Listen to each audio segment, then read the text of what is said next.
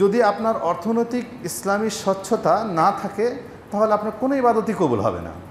আপনারা চিন্তা করুন যে যে সমস্ত তন্ত্রমন্ত্র মানুষের রচিত সংবিধান রচিত হয় তৈরি করে, এগুলোর কি সামান্যতম দাম আছে?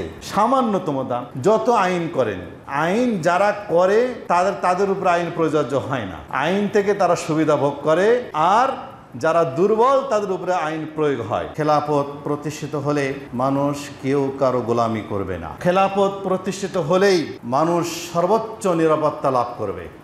আজকে দেশ 55 বছরে অধিক শাসন হলো, আজ পর্যন্ত সেই সময় যেরকমভাবে আমরা বৈষম্যের শিকার ছিলাম, আজও ওই বৈষম্যেরই শিকার রয়েছে। সেই সময় যখন আমরা বহিঃশত্রুর আগ্রাসনের শিকার ছিলাম, আজও তাই রয়েছে। কোনো নিরাপত্তা পেয়েছি বলে কি মনে হয় কোনো বিবেকবানকে কথা বলতে পারবে নিরপেক্ষভাবে? বলতে পারবেন না। জুমা মসজিদে উপস্থিত সম্মানিত শ্রদ্ধেয় মুসল্লিবৃন্দ, প্রশংসা আল্লাহ রাব্বুল আলামিনের দরগাহে পেশ করছি, যিনি আমাদেরকে সৃষ্টি করেছেন, আমাদের জন্য এই পৃথিবীকে অনুগত করে দিয়েছেন। পৃথিবীর গাছগাছরা, পশু পাখি, জীবজন্তু সহকারে সকল ধরনের প্রাণীকুল ও জড় পদার্থ সমূহকে কেবল আমাদের জন্যই, আমাদের উপকারের জন্যই দান করেছেন। এই জন্য আল্লাহর শুকরিয়া আদায় করছি। আলহামদুলিল্লাহ, আলহামদুলিল্লাহ। দরুদ ও তাসলিমা বর্ষিত হোক বিশ্বনবী, শেষ নবী, সর্বকালের সর্বযুগের সর্বশ্রেষ্ঠ রাষ্ট্র মহানায়ক, রাষ্ট্রপতি এবং অসহায় ও নিপীড়িত মানুষের দুর্দিনের কান্ডারি নবী মুহাম্মদ রাসূলুল্লাহ সাল্লাল্লাহু আলাইহি ওয়াসাল্লামের প্রতি দরুদ ও তাসলিম পেশ করছি। আল্লাহুম্মা সাল্লি আলাইহি, আল্লাহুম্মা বারিক আলাইহি। সম্মানিত মুসল্লিবৃন্দ, আজকের আলোচনার বিষয়, আমরা কেমন একটি রাষ্ট্র চাই, আমরা কেমন রাষ্ট্র চাই, আমরা কেমন দেশ চাই, এই বিষয়ে আজকে আমাদের আলোচনা। এই বিষয়ে মহাগ্রন্থ আল কোরআনের সূরা নূরের 55 নম্বর আয়াত, সূরা সাফফাতের সূরা সদের 26 নম্বর আয়াত, সূরা বাকারার 30 নম্বর আয়াত, সূরা ইউনূসের 16 নম্বর আয়াত এবং কিছু হাদিস এসছে।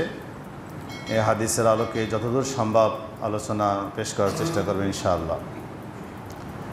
প্রথমেই আমরা একটি হাদিস পেশ করছি। রাসূলুল্লাহ সাল্লাল্লাহু আলাইহি ওয়াসাল্লাম বলছেন, ইয়াকুনুন নবুওয়াতু ফীকুম মা শাআল্লাহ আন তাকুনা সুম্মা ইয়ারফাউল্লাহ ইযা শাআ। পৃথিবীর মানুষ অশান্তির মধ্যে ছিল। মানুষের সর্বোচ্চ এবং সর্বশ্রেষ্ঠ নিরাপত্তার যে সংস্থা, সেটা হলো রাষ্ট্র। সর্বোচ্চ নিরাপত্তা এবং সর্বোচ্চ উচ্চ যে সংস্থা মানুষকে নিরাপত্তা দেবে, মানুষকে শৃঙ্খলা দান করবে, মানুষকে সুবিন্যস্ত জীবন দান করবে, সুখী জীবন দান করবে, নিরাপদ জীবন দান করবে, সেটি হচ্ছে একটি রাষ্ট্র। সেই রাষ্ট্র মুহাম্মদ রাসূলুল্লাহ সাল্লাল্লাহু আলাইহি ওয়াসাল্লাম তিনি 622 খ্রিস্টাব্দে মদিনায় একটি রাষ্ট্র প্রতিষ্ঠা করেছিলেন। রাসূলুল্লাহ সাল্লাল্লাহু আলাইহি ওয়াসাল্লামের এই নবুয়তি রাষ্ট্র ব্যবস্থা মাত্র 10 বছর ছিল। এরপরে এই হাদিসটাই আপনাদের সামনে পেশ করছি যে রাষ্ট্র যারা থাকবেন, যারা রাষ্ট্র পরিচালনা করবেন, তাদেরকে বলা হয় খলিফা। তারা সর্বোচ্চ জায়গা থেকে শাসন কার্য পরিচালনা করবেন। মানুষের জীবনের সুনিশ্চিত নিরাপত্তা দানের জন্য, মানুষের একটি শান্তিময় জীবনের জন্য, একটা সামাজিক নিরাপত্তা বিস্তৃত জীবনের জন্য রাষ্ট্র সেই ব্যবস্থা করবে। এই রাষ্ট্র ব্যবস্থা রাসূলুল্লাহ সাল্লাল্লাহু আলাইহি ওয়াসাল্লাম করেছেন, কিন্তু কোরআনে এটাকেই বলা হচ্ছে খলিফা, আর এই রাষ্ট্র ব্যবস্থাকে বলা হয় খেলাফত। এটাকে বলা হয় রাষ্ট্র, এই যে শাসন কার্য ব্যবস্থাটাকে বলা হয় খেলাফত। যিনি রাষ্ট্র পরিচালনা করবেন তিনি হলেন খলিফা। তো কোরআনে তো আল্লাহ তাআলা বলেছেন, এটা আপনারা সবাই জানেন, যে ওয়াইদ ক্বালা রাব্বুকা লিল মালাইকাতি ইন্নী জাইলুন ফিল আরদি খলিফা। মানুষকে সৃষ্টি করার উদ্দেশ্যই হচ্ছে তাওহীদি মূলমন্ত্রের উপরে ভিত্তি করে পৃথিবীতে খেলাফত প্রতিষ্ঠা করা, এটাই উদ্দেশ্য। ওয়াইদ ক্বালা রাব্বুকা লিল মালাইকাতি ইন্নী জাইলুন ফিল আরদি খলিফা। খলিফা শব্দ দেখেন, যত সার্চ দেবেন, যত জায়গায় সার্চ দেবেন, একটি পাবেন যে ইমারত, শাসন ব্যবস্থা, শাসনকর্তা, বিধান প্রতিষ্ঠাকারী, এসবগুলোই অর্থ আসবে। তো একজন মানুষ কখনোই, কথাগুলো শুনবেন, মানে আমাদের চিন্তা চেতনাটা কত ছোট জায়গায় আমরা আসি, এটা গতদিনও আমরা বলেছি, তার আগেও বলেছি, আজকেও বলছি, যে একজন মানুষের কখনোই পরিপূর্ণরূপে আল্লাহর দাস হতে পারে না, আল্লাহর গোলামি করতে পারে না, শরীয়তের বিধান পরিপূর্ণরূপে কখনোই পালন করতে পারবে না যতক্ষণ না পর্যন্ত সর্বোচ্চ মানুষের নিরাপত্তার যে দানকারী সংস্থা রাষ্ট্রকে যতক্ষণ পর্যন্ত খেলাফত প্রতিষ্ঠিত না হবে, খলিফা না থাকবে। আপনি এখানে যারা আছেন, আমরা যে রাষ্ট্রে, যে সমাজে বসবাস করছি, আমরা কেউ, কথাগুলো শুনবেন, যদি ঘুমান তাহলে তো আপনাদের চিন্তা চেতনা কখনোই চেঞ্জ হবে না, নিরো চিন্তাই থাকবে, ছোট চিন্তাই থাকবে। একটি আলোচনা, এই যে আজকে আমি আলোচনাটা পড়েছি, দেখেছি, এই বিষয়ে সম্ভবত 2012 সালে তাওহীদের ডাক পত্রিকায় এ বিষয়ে বিশাল একটা লেখা আছে।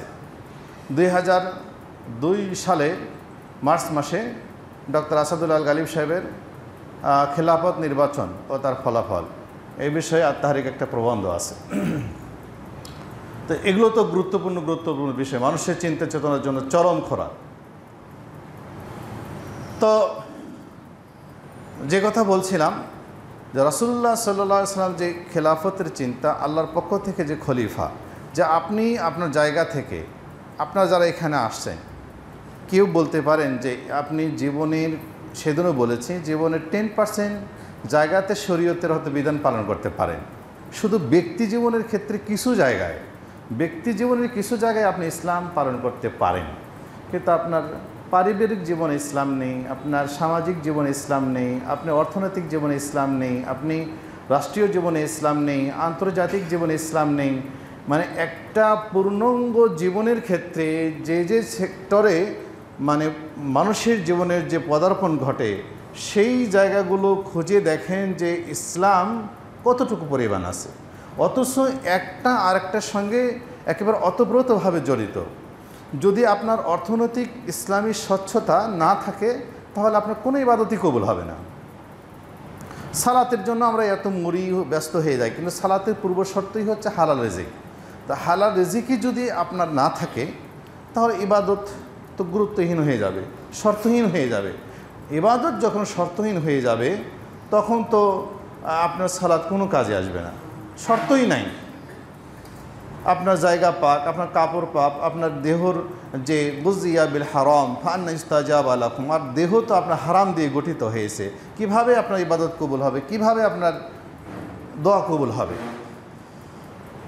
এইটুকু চিন্তার জায়গাটুকু আমরা চিন্তা যদি করি, তাহলে আমরা বুঝতে পারবো যে খেলাফত ছাড়া কোনো দিনই একজন ব্যক্তির ওয়াহাদানিয়াত, তাওহীদ জীবনে প্রতিষ্ঠিত করতে পারবে না।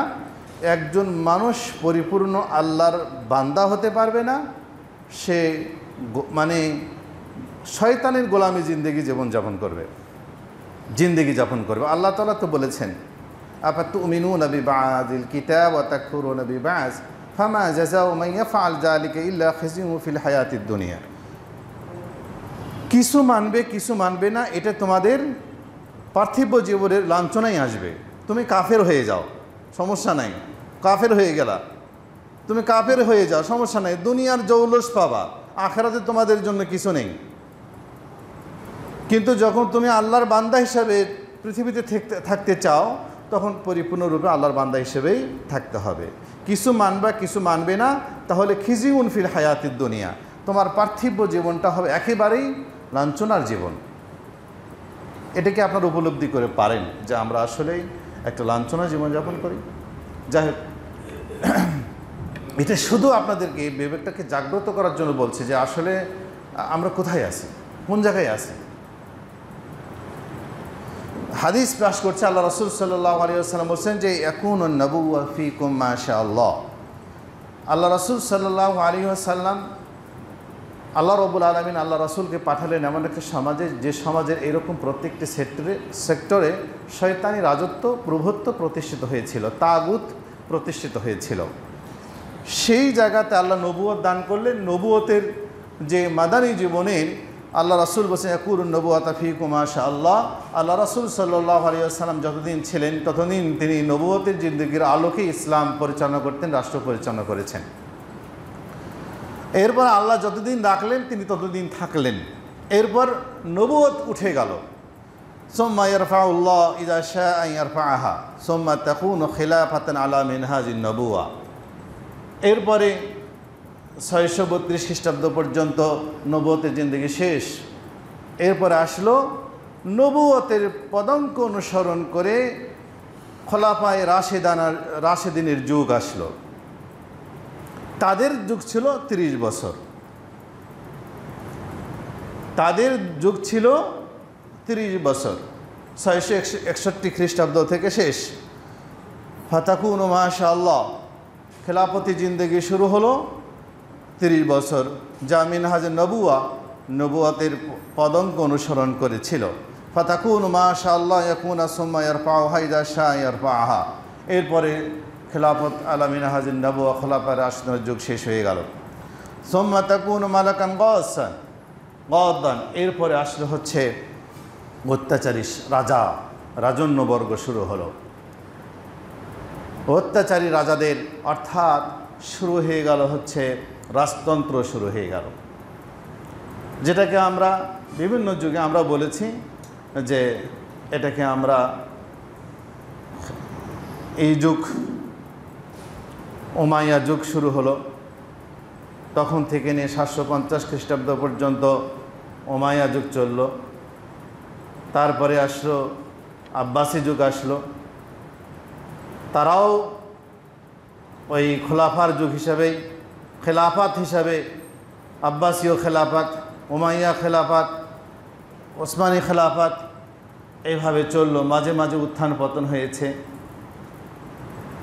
এরপরে এই পর্যন্ত 1924 সাল পর্যন্ত ওসমানী খেলাফত চলছিল। এগুলো প্রত্যেকটারই যে ইতিহাস আছে, ইতিহাস আপনারা জানবেন। সেগুলো ছিল রাজতান্ত্রিক, রাজ্যতান্ত্রিক, রাজাতান্ত্রিক, এগুলো ছিল, রাজতন্ত্র ছিল। নাম ছিল উমাইয়া খেলাফত, খেলাফতের যুগ, আব্বাসী খেলাফত, অটোমান সাম্রাজ্য, ওসমানী খেলাফত 1924 সাল পর্যন্ত চলছিল। কিন্তু এরপরে বলছে যে মালাকান গাসা, এই যুগগুলো ছিল হচ্ছে একেবারে অত্যাচারী রাজাদের যুগ ছিল। এরপরে ফায়াকুনু মাশাআল্লাহ তাকুনু সুম্মা ইয়ারফাউ ইযা শাআল্লাহ আন ইয়ারফাআহা, সেই যুগ চলে গেল। সুম্মা ইয়াকুনু মালাকান জাব্বারিয়ান, এরপর আসো জবরদখলকারীদের যুগ আসলো। জোর যার মুল্লুক তার, এই যুগ হলো গণতন্ত্র শুরু হলো, ধর্মনিরপেক্ষতা শুরু হলো। মালাকান জাব্বারিয়ান, একেবারে জবরদখলকারী যুগ, রাজন্যবর্গদের, রাজাদের যুগ শুরু হয়ে গেল। বিভিন্ন দেশে বিভিন্ন নামে এগুলো শুরু হলো। ফাতাকুন মাশাআল্লাহ তাকুন, এইভাবে যতদিন চলবে। সুম্মা ইয়ারফাউ ইযা শাআ ইয়ারফাআহা, এরপরে এই যুগ শেষ হয়ে যাবে ইনশাআল্লাহ একদিন। সুম্মা তাকুনা খিলাফাতান আলা মিনহাজিন নবুওয়া, এরপরে আবারও ইনশাআল্লাহ খেলাফতে নবুয়ার যুগে আবার ইনশাআল্লাহ একদিন শাসন চলে আসবে। সুম্মা সাকাতা, এরপর রাসূলুল্লাহ সাল্লাল্লাহু আলাইহি ওয়াসাল্লাম চুপ থাকলেন।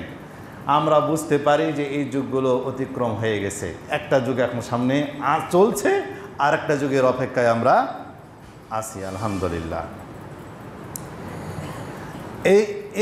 এর আলোকে, হাদিসের আলোকে এই আলোচনা আসলে পেশ করতে আমার এই স্বল্প জ্ঞানী যোগ্য যে জ্ঞানের স্বল্পতা, এটা সম্ভব নয়। আর যে সময় সেই সময়ের আলোকেই কথা বলা শেষ করা সম্ভব নয়। এরপরে একটা হাদিস আপনাদের সামনে পেশ করছি। রাসূলুল্লাহ সাল্লাল্লাহু আলাইহি ওয়াসাল্লাম বলছেন, লা ইয়াবকা আলা যহরিল আরদি বাইতু মাদারিন ওয়ালা ওয়াবারিন ইল্লা দাখালাহুল্লাহু কালিমাতুল ইসলাম। পৃথিবীর বুকে এমন একটা সময় আসবে যে সময় কোনো মাটির গ্রহ থাকবে না, কোনো ঝুপড়ি থাকবে না, যেখানে ইসলামের কালেমা আল্লাহ প্রবেশ করাবেন না। প্রত্যেক ঘরে ঘরে ইসলামের দাওয়াত, ইসলাম মানুষ কবুল করবে।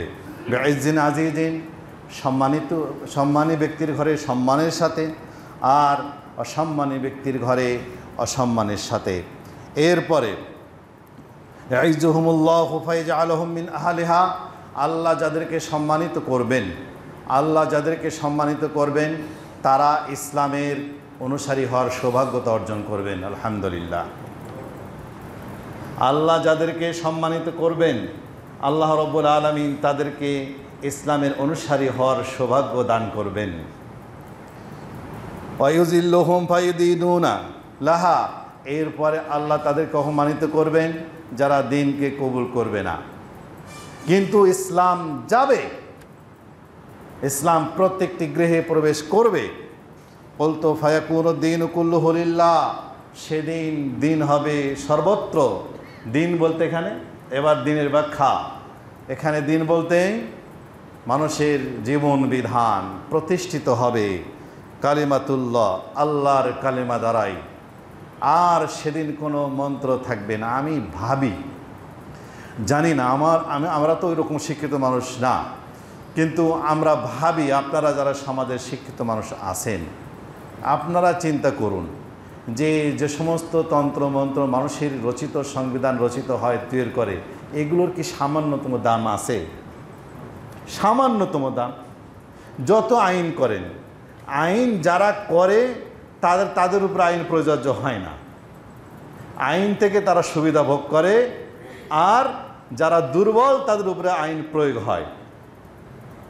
দেখেন যে কত শত শত মামলা যাদের বিরুদ্ধে ছিল, আর কত শত শত মামলা থেকে মানুষ যারা ক্ষমতায় ছিল তারা মুক্ত ছিল। যেদিনই ক্ষমতা চলে গেল, যারা আগে এরকম মামলা মোকদ্দমায় জড়িত ছিল, একদিনে সব খালাস। যদি ইসলামী আইন থাকতো তাই কি হতো বলুন তো? যারা আজকে যারা একেবারেই জবরদখলকারী শাসকবর্গ ছিলেন, তারা চলে গেল, শত শত হাজার হাজার মামলা হয়ে গেল। আবার যদি তারা ফিরে আসে, থাকবে কোনো মামলা? মানে এইটা মানুষের আইনটা, হাতের আইনটা হচ্ছে একটা পুতুলের মতো, যে যখন আসবে বাস প্রজ্ঞাপন জারি করলাম, তুলে নিলাম আইন। যদি এখানে আল্লাহর আইন থাকতো, কালিমাতুল ইসলাম থাকতো, আপনাদের বিবেকের কাছে প্রশ্ন, এমনটি কি হতো? হতো। আমি কথা বলবো, খুবই সংক্ষিপ্ত আকারে বলার চেষ্টা করছি। এখন এই খেলাফত প্রসঙ্গে আল্লাহ কি বলেছেন? সূরা নূরের 55 নম্বর আয়াত আল্লাহ বলেছেন, ওয়াদাল্লাহুল্লাযীনা আমানু মিনকুম ওয়া আমিলুস সালিহাত। আল্লাহ বলেছেন, যারা তোমাদের মধ্যে ঈমানদার, ঈমান রাখে ও আমলে সালেহ করে, তাদের জন্য আল্লাহ প্রতিশ্রুতি দিয়েছেন, অঙ্গীকার করেছেন এই মর্মে যে লা ইস্তাখলিফান্নাহুম ফিল আরদি, আল্লাহ অবশ্যই তাদেরকে জমিনে শাসন ক্ষমতা দান করবেন। যারা ঈমান আনেন এবং সৎ আমল করেন তাদেরকে জমিনে শাসন ক্ষমতা দান করবেন।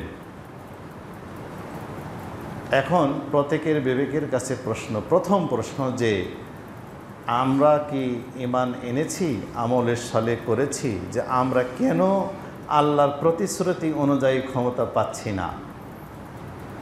ক্ষমতা নেওয়ার পেছনে কারণটা কি? এরপরে বলছেন যে কামাস্তাখলাফাল্লাযীনা মিন ক্বাবলিহিম, তোমাদেরকেও আল্লাহ রাব্বুল আলামিন জমিনে প্রতিনিধি বানাবেন, শাসন ক্ষমতা তোমাদেরকে দান করবেন, শাসন ক্ষমতা তোমাদেরকে দান করবেন, তোমাদেরকে রাজত্ব দান করবেন, যেমনটি পূর্ব যারা ছিল তাদেরকে করেছিলেন। পূর্বে কারা ছিলেন?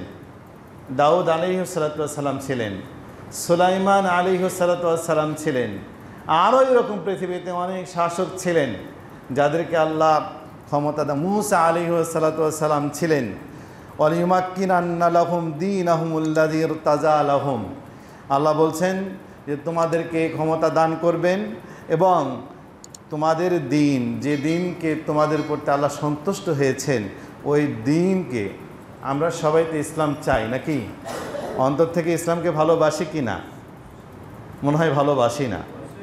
ইসলামকে যদি প্রকৃত পক্ষেই আমরা ইসলামকে ভালোবাসি, তাহলে এটা তো আল্লাহর মনোনীত দিন। আল্লাহ তো এই দিনকে একেবারেই ফুললি ব্যালেন্সড অ্যান্ড একেবারে কমপ্লিট কোড অফ লাইফ, একটা সামঞ্জস্যপূর্ণ একটা দিন, একটি পরিপূর্ণ জীবন ব্যবস্থা, এটা তো আল্লাহ ঘোষণা করেছেন। এর প্রতি আস্থা নেই, এর প্রতি কি বিশ্বাস নেই? তা আল্লাহ বলছেন এইরকম একটা মনোনীত দিনকে প্রবল করবেন। ওই দিনের উপরে, ওই বিধানের উপরে, ওই সংবিধানের উপরে, যার উপরে তুমি সৃষ্টি হয়েছ, যার উপরে ভিত্তি করে তুমি দুনিয়াতে এসেছ, যার উপরে ভিত্তি করেই জমিন প্রতিষ্ঠিত হয়েছে, যার উপরে ভিত্তি করেই এই আল্লাহর জমিন আল্লাহুল খালক ওয়াল আমর, সৃষ্টি যার হয়েছে, বিধান তার চলবে, সৃষ্টি যার হবে, বিধান তার চলবে। ওই দিনকে আল্লাহ রাব্বুল আলামিন প্রবল করবেন। ওই দিনের উপরে আর কেউ কথা বলার সুযোগ পাবে না। ওই দিনের উপরে কেউ কথা বলার সুযোগ পাবে না। পৃথিবীর কোনো পরাশক্তি কথা বলার সুযোগ পাবে না। ওয়ালিউমাক্কিনান্না লাহুম দীনাহুমুল্লাযী ইরতাজা লাহুম। তোমরাও সন্তুষ্ট দিনের উপরে, আল্লাহ রাব্বুল আলামিন ওই দিনের উপরে সন্তুষ্ট, আর ওই দিনকেই আল্লাহ রাব্বুল আলামিন খেলাফতের মধ্য দিয়ে প্রতিষ্ঠিত করবেন। এরপরে ওয়ালিউবাদদিলান্নাহুম মিন খাউফিহিম আমনা, তোমরা যে অশান্তিতে ছিলে, তোমরা যে বিশৃঙ্খলায় ছিলে, তোমরা যে নির্যাতিত ছিলে, এমন পরিস্থিতির মোকাবিলায় আল্লাহ রাব্বুল আলামিন তোমাদেরকে নিরাপত্তা দান করবেন, তোমাদেরকে শান্তি দান করবেন। ওয়ালিউবাদদিলান্নাহুম মিন খাউফিহিম আমনা, তোমরা নির্যাতিত থাকবে না, তোমরা নির্যাতিতের পাশে দাঁড়িয়ে তাদের মুক্তি দান করবে, নির্যাতিত মানুষের পাশে দাঁড়িয়ে তাদের জন্য শান্তির দূত হয়ে তোমরা জমিনে আবির্ভূত হবে। ওয়ালিউবাদদিলান্নাহুম দীনাহুম ওয়ালিউবাদদিলান্নাহুম মিন খাউফিহিম আমনা ইয়াবুদুনানি লা ইউশরিকুনা বি শাইআ, তোমরা সর্বত্র আমারই দাসত্ব প্রতিষ্ঠিত করবে, কোথাও তোমরা শিরকি কর্মকাণ্ড হতে দেবে না। ওমান কাফারা বা'দা যালিকা ফাউলাইকা হুমুল ফাসিকুন। এই আয়াতের শানে নজুল হলো এই, রবি বিন আনাস তিনি আবু লায়লা থেকে বর্ণনা করেছেন যে তারা মাক্কি জীবনে 13টি বছর থাকলেন, তো 13টি বছর শান্তিতে ঘুমাতে পারেনি, শান্তিতে ইসলাম পালন করতে পারেনি, তাদের প্রতি নির্যাতনই চলেছে। প্রত্যেকটি মুহূর্তে রাস্তা হাঁটতেও তাদেরকে জীবন নাশের জন্য হুমকি আসছিল। এরপরে তারা মদিনায় চলে গেলেন। উবাই ইবনে কাবের বর্ণনায়, অন্য বর্ণনায় আসছে, মদিনায় যখন গেলেন, আনসাররা যখন মুহাজিরকে সাহায্য করলেন, তখন একটা রাষ্ট্র প্রতিষ্ঠিত হলো। রাষ্ট্র প্রতিষ্ঠিত হবার পরে গোটা আরব উপদ্বীপ এই মদিনা রাষ্ট্রের বিরোধী হয়ে গেল। যখন এই মদিনা রাষ্ট্রের বিরোধী হয়ে উঠল, তখন মুহাজির এবং আনসাররা মিলে মদিনা রাষ্ট্রের চতুর্দিকে সীমান্ত প্রহরায় নিয়োজিত হলেন এবং প্রত্যেকটি মুহাজির এবং আনসার নিজেদের নিরাপত্তার জন্য রাতে ও দিনে অস্ত্র নিয়ে থাকতেন। তারা আফসোস করে বললেন, আমরা কতদিন আর এভাবে থাকব? আমাদের যদি অস্ত্র ছাড়া নিরাপদে ঘুমাতে পারতাম, শান্তিতে যদি একদিন ঘুমাতে পারতাম। এই আকাঙ্ক্ষা ব্যক্ত করলেন আল্লাহ রাসূল সাল্লাল্লাহু আলাইহি ওয়াসাল্লামের কাছে। তখন আল্লাহ রাব্বুল আলামিন এই আয়াত নাযিল করলেন, ওয়া'দাল্লাহুল্লাযীনা আমানু মিনকুম ওয়া আমিলুস সালিহাতি লা ইস্তাখলিফান্নাহুম ফিল আরদি কামা ইস্তাখলাফাল্লাযীনা মিন ক্বাবলিহিম ওয়ালিয়ুমাক্কিনান্না লাহুম দীনাহুমুল্লাযী ইরতাযা লাহুম ওয়ালিয়ুবাদদিলান্নাহুম মিন বা'দি খাওফিহিম আমনা ইয়া'বুদুনানি ওয়া লা ইউশরিকুনা বি শাইআন ওয়া মান কাফারা বা'দা যালিকা ফাউলাইকা হুমুল ফাসিকুন ওয়া আকিমুস সালাতা ওয়া আতুজ যাকাত ওয়া আতিউর রাসূলা লাআল্লাকুম তুরহামুন। এই আয়াত নাজিল হলো। এই আয়াতের মধ্যে তিনটে কথা এসেছে, মনে করে রাখবেন। আমি খুব সংক্ষিপ্তভাবে বলছি এই কারণেই যে সময় যেহেতু নেই, যে যদি খেলাফত প্রতিষ্ঠিত হয় তাহলে কি পাবেন, খেলাফত প্রতিষ্ঠিত হলে কি পাবেন। এই আয়াতের মধ্যে তিনটা কথা বলেছেন। এক নম্বর, খেলাফত প্রতিষ্ঠিত হলে মানুষ কেউ কারো গোলামি করবে না। পুলিশ বাহিনী রাষ্ট্রযন্ত্রের জবরদখলকারী শাসকের গোলামি করতে গিয়ে হাজারো মানুষকে খুন করেছে। যদি খেলাফত প্রতিষ্ঠিত হয়, কেউ কারো এরকম গোলামি করে কোনো অন্যায় করবে না। লা তাআতা লি মাখলুকিন ফি মাসিয়াতিল খালিক, সৃষ্টির অবাধ্য হয়ে কোনো সৃষ্টিকুল কারো অনুসরণ করবে না, এই সুযোগ পাবেন। দুই নম্বর, খেলাফত প্রতিষ্ঠিত হলেই মানুষ সর্বোচ্চ নিরাপত্তা লাভ করবে। এই যে কথা, দুই নম্বর কথা, যে ওয়ালিয়ুবাদদিলান্নাহুম মিন খাওফিহিম আমনা, মানুষ যত ধরনের বহির্শত্রুর আশঙ্কা, অভ্যন্তরীণ শত্রুর আকাঙ্ক্ষা মানে আশঙ্কা, ভীতি, ভয়ঙ্কর একটা পরিবেশ, রাজনৈতিক চাপ, এইরকম যত ধরনের মানুষের ভিতরে জীবন নাশের মানে থাকে, আশঙ্কা থাকে, ভয় থাকে, সেই জায়গা থেকে মানুষ নিরাপত্তা লাভ করবে। এই নিরাপত্তাটা আমি বলেছি শুরুতেই, যে এই নিরাপত্তাটা, মানুষের নিরাপত্তার সর্বোচ্চ সংস্থা হলো রাষ্ট্র। এটা ছাড়া কোথাও সম্ভব নয়, এই জায়গা ছাড়া কোথাও সম্ভব না। এই সিস্টেম মানুষকে রাখতে হবে, আপনি মুসলিম হিসেবে আপনাকে রাখতে হবে। তাহলে এক নম্বর হচ্ছে, কেউ কারো গোলামি করবে না, রাজাও রোজার গোলামি করবে না, প্রজাও রাজার গোলামি করবে না, সবাই সমান। যার যার পজিশনের হক সেই পজিশনের হক আদায় করবেন। দুই নম্বর হচ্ছে নিরাপত্তা লাভ করবে। একটি হাদিস আমাদের সামনে পেশ করি। হাদিস যখনই পড়ি তখনই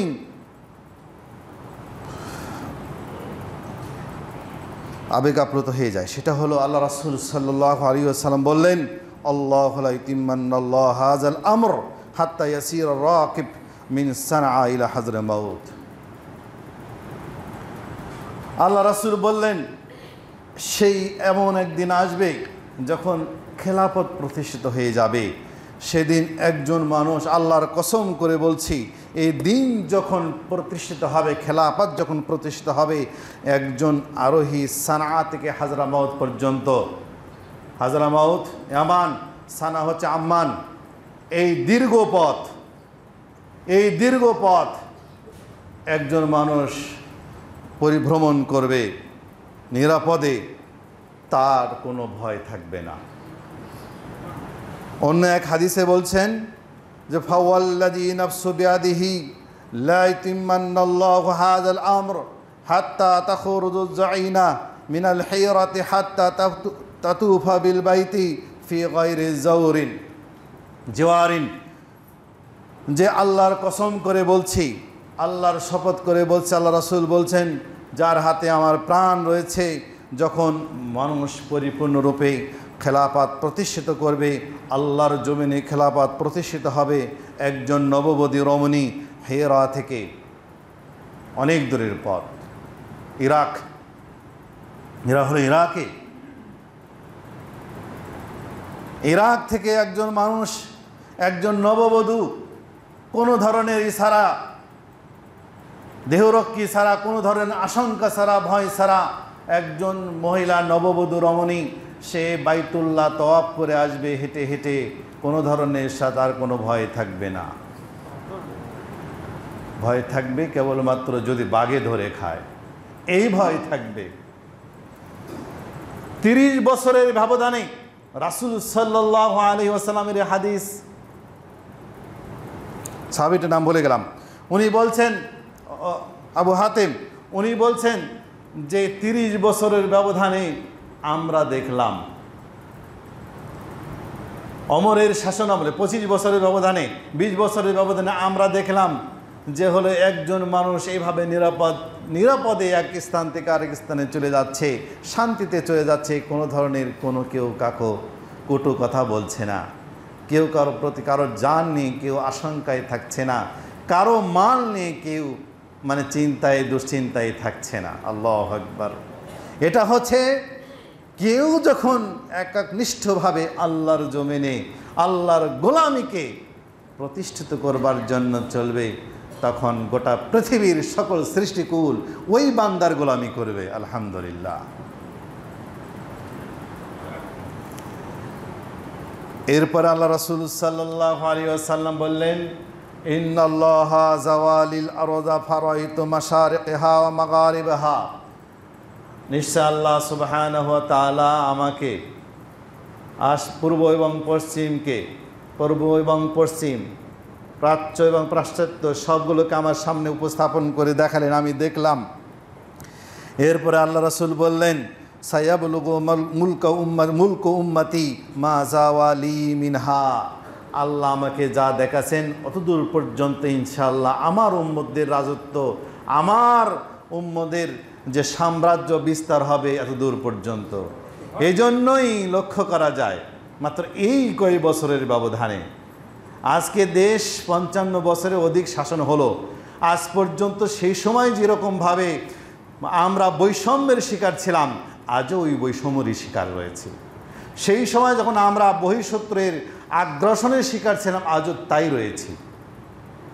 কোনো নিরাপত্তা পেয়েছি বলে কি মনে হয় কোনো বিবেকবানকে কথা বলতে পারবে নিরপেক্ষভাবে? বলতে পারবেন না। আজকে আমাদের বাংলাদেশের 12টি জেলা, আজকে মানুষগুলো আহারে রাতের বেলায় আল্লাহ ওনাদেরকে হেফাজত করুন, আল্লাহ ওনাদেরকে হেফাজত করুন, আল্লাহ ওনাদেরকে রক্ষা করুন, যে একেবারে রাতের অন্ধকারে তাদের বাড়িঘর পানি ডুবিয়ে গেল, একতলা পর্যন্ত পানি হলো। এটা কিসের শিকার? এটা বন্ধুত্বের শিকার। বন্ধুরা করেছে। কাদেরকে বন্ধু ভাবা হয়েছে? আল্লাহ তাআলা বলেছেন, ইয়া আইয়ুহাল্লাযীনা আমানু লা তাত্তাখিযু বিতানাতাম মিন দুনিকুম লা ইয়ালুনাকুম খাবালা ওয়াদ্দু মা আনিতুম ক্বাদ বাদাতিল বাগদাউ মিন আফওয়াহিহিম। মুমিন ছাড়া কাউকে তোমরা বন্ধু হিসেবে গ্রহণ করো না, তারা তোমাদের ক্ষতি সাধনের সামান্য ত্রুটি করবে না। তারা মুখে যা বলে অমা তুখফি সুদুরুহুম আকবার, তাদের অন্তরে তার চেয়ে আরও কঠিন ও জটিল বিষয় রয়েছে। ক্ষতি সাধনের সামান্য ত্রুটি তারা করবে না। বুঝতে পেরেছেন? অথচ মাত্র 30 বছর যায়নি, 20 বছরের ব্যবধানে সেই এশিয়া থেকে নিয়ে, সেই আফ্রিকা মহাদেশ থেকে নিয়ে, ইউরোপ থেকে নিয়ে এশিয়া পর্যন্ত বিশাল অঞ্চল আলহামদুলিল্লাহ সামান্য অর্ধ পৃথিবী শাসন করেছে। ধুলার তক্তে বেশি, খেজুর পাতার বিছানা তাহার 12 বারে গেছে খুশি। উমর রাদিয়াল্লাহু তাআলা আনহু অর্ধ পৃথিবী গোটা ইউরোপ, আফ্রিকা, এশিয়া সব জায়গাতে ইসলাম আলহামদুলিল্লাহ পৌঁছে গেছে। বিজিল্লিন জালিলিন ইসলাম পৌঁছে গেছে। ইনশাআল্লাহ একদিন আসবে সেই সুযোগ, ইনশাআল্লাহ আবারও অর্জিত হবে, মানুষ নিরাপদে থাকবে। আমরা বলতে চাই যে কত অর্থনৈতিক নিষেধাজ্ঞার পরেও সামান্য একটা রাষ্ট্র, তারা আফগানিস্তান, তারা কিন্তু খেলাফত প্রতিষ্ঠা করেনি, তারা ইমারত প্রতিষ্ঠা করেছেন। কথাগুলো বুঝবেন। খেলাফত গোটা পৃথিবীতে খেলাফত একটা হবে। খেলাফত কয়টা হবে? একটা হবে। খেলাফত হবে একটা। ইমারত হতে পারে, খেলাফত একটা হবে। কথাগুলো বুঝবেন। ইমারতের বিষয়ে সহিহ বুখারী হাদিস আছে, বাবুল ইমারত হাদিস আসছে যে শাসন কার্য কীভাবে, অনেকগুলো হাদিস, 70-এর অধিক হাদিস আসছে। সহিহ বুখারীতে 98টা পর্ব আছে, 97টা পর্ব আছে, আপনি কোনোদিন কয়টা পর্ব নিয়ে কথা বলেছেন? কয়টা পর্ব আপনি দেখেছেন? ইমারাত পর্ব রয়েছে, যে তারা এত অর্থনৈতিক নিষেধাজ্ঞা থাকার পরেও 2-3 বছরের ব্যবধানে আলহামদুলিল্লাহ তাদের মুদ্রার মান, তাদের সব কিছু, তাদের আকীদা থাকতে পারে অন্য কিছু, থাকতে পারে অন্য জায়গায় কোনো কিছু, কিন্তু তারা ইমারাত প্রতিষ্ঠা করেছে। আলহামদুলিল্লাহ তারা স্বয়ংসম্পূর্ণ, এত কিছু অর্থনৈতিক নিষেধাজ্ঞার চাপ থাকবার পরেও। কি কারণে? তারা আল্লাহর গোলামি করেছেন। তারা চেয়েছেন যে হলো আমরা ঈমান আনবো, আল্লাহ আমাদেরকে প্রতিনিধিত্ব দান করবেন ইনশাআল্লাহ। একদিন তারা খেলাফত দাবি করবেন এবং খেলাফত তাদের হাতে যাবে, তারা খলিফা হবেন। আজ তাদের ইমারাতের মধ্যে রয়েছে, শাসন ব্যবস্থার মধ্যে রয়েছে। তা আসুন, আমি আমার খুতবার শেষে এইটুকুই বলতে চাই, আরও অনেকগুলো কথাই ছিল যে হযরত, তারপর ৪র্থ নম্বর কথা হলো যে যখন মানুষ খেলাফার অধীনে থাকবে, ইমারার অধীনে থাকবে, তখন কি হবে? ফাহকুম বাইনান নাস বিল হাক্কি, মানুষ তার ন্যায়ের ক্ষেত্রে, প্রথম হলো ন্যায়ের ক্ষেত্রে দুনিয়াতে একটা হলো সত্য প্রতিষ্ঠিত হবে, 3 নম্বর হচ্ছে ন্যায়, 4 নম্বর হচ্ছে ন্যায় প্রতিষ্ঠিত হবে। সত্য আর ন্যায় এক নয়। সত্য সহজেই প্রতিষ্ঠিত করা যায়, সত্যকে সহজে মেনে নেওয়া যায়, কিন্তু সমাজে ন্যায়কে মেনে নেওয়া যায় না, ন্যায়কে প্রতিষ্ঠিত করা যায় না। আল্লাহ তাআলা বলেছেন তাম্মাত কালিমাতু রাব্বিকা সিদকান ওয়া আদলা, ন্যায় প্রতিষ্ঠিত করতে চায়। কোরআন ন্যায় ও সত্যে পরিপূর্ণ, ন্যায়ও রয়েছে, সত্যও রয়েছে। তো ন্যায় প্রতিষ্ঠিত হবে। মানুষ তার প্রবৃত্তির, কোনো শাসক তার প্রবৃত্তির অনুসরণ করবে না। প্রবৃত্তির যখনই অনুসরণ করবে তখন সে নিজেই তাগুত হয়ে যাবে, সে নিজেই শয়তান হয়ে যাবে। ফলে জাতিকে প্রতিষ্ঠিত করবে।